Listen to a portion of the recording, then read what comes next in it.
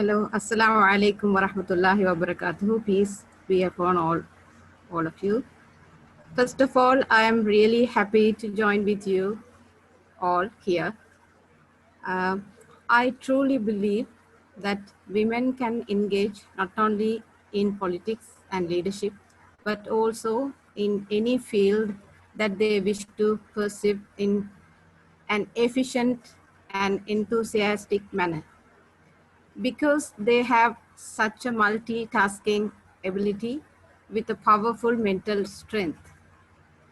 But as you all know, there are many obstacles that we women face in our society, especially in the third world societies, in the name of culture, tradition, religion, etc., such as the concepts and ideas which undermine women as a vulnerable second sex, which are established in the mindsets of men and women for decades.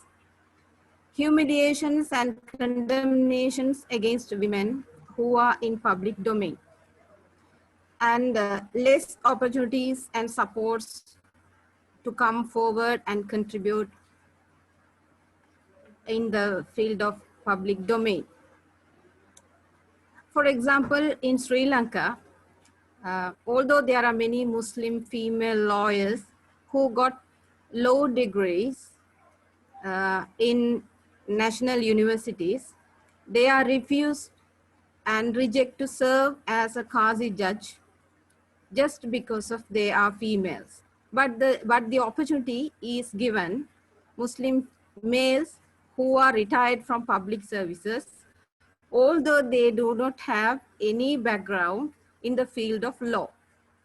So just because of their biological gender, because they are males, those Muslim males are appointed as Qazi judges.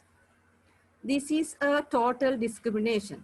Likewise, there are many discriminations which are very hard obstacles that our females are facing even in this modern century. So to overcome from these kind of obstacles, we have to empower more and more our women and young girls by spreading awareness through the education, art, and other social activities like this kind of conferences, etc. Also, in such efforts, we must join moderate men as well.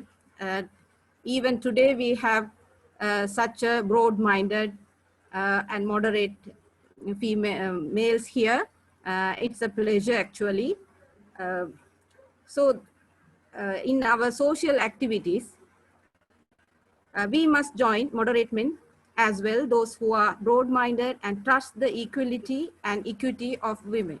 Moreover, I would like to request kindly the UN to take much more proper measures to empower women, especially third world women, and make strong platforms to increase and encourage women participation in public domain.